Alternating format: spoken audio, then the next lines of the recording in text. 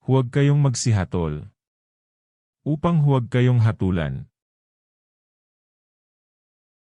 Sapagkat sa hatol na inyong ihahatol, ay hahatulan kayo. At sa panukat na inyong isusukat, ay susukatin kayo. At bakit mo tinitingnan ang puwing na nasa mata ng inyong kapatid?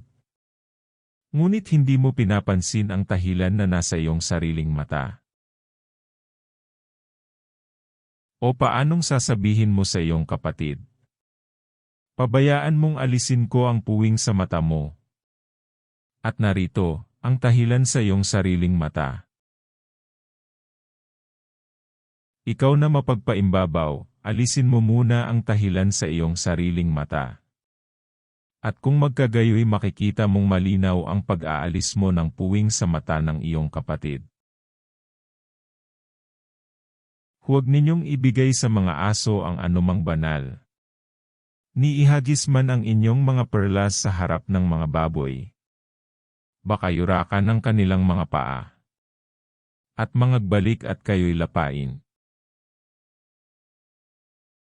Magsihingi kayo at kayo'y bibigyan. Magsihanap kayo at kayo'y mga kasusumpong. Magsituktok kayo at kayo'y bubuksan. Sapagkat ang bawat humihingi ay tumatanggap. At ang humahanap ay nakasusumpong. At ang tumutuktok ay binubuksan. O anong tao sa inyo?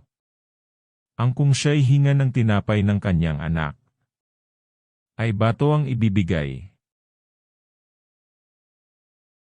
O kung hingan siya ng isda, ay bibigyan niya ng ahas.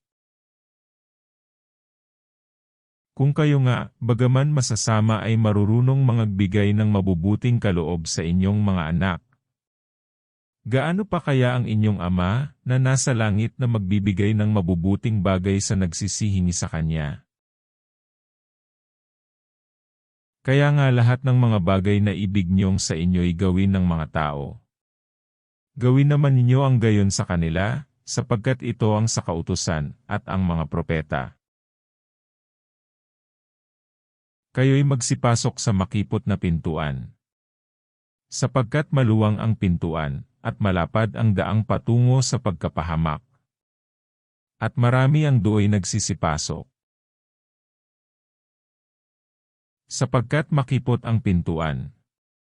At makitid ang daang patungo sa buhay. At kakaunti ang nakakasumpong noon.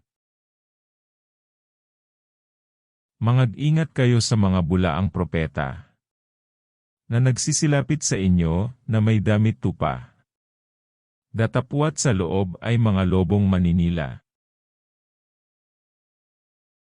Sa kanilang mga bunga ay inyong mga kikilala sila. Nakapuputi baga ng mga ubas sa mga tinikan, o ng mga igos sa mga dawagan. Gayon din naman ang bawat mabuting punong kahoy ay nagbubunga ng mabuti. Datapwat ang masamang punong kahoy ay nagbubunga ng masama. Hindi maaari na ang mabuting punong kahoy ay magbunga ng masama. At ang masamang punong kahoy ay magbunga ng mabuti. Bawat punong kahoy na hindi nagbubunga ng mabuti ay pinuputol. At inihahagis sa apoy. Kaya't sa kanilang mga bunga ay makikilala niyo sila. Hindi ang bawat nagsasabi sa akin, Panginoon, Panginoon, ay papasok sa kaharian ng langit. Kundi ang gumaganap ng kalooban ng aking Ama na nasa langit. Marami ang mangagsasabi sa akin sa araw na yaon, Panginoon, Panginoon. Hindi baga nagsipanghula kami sa iyong pangalan?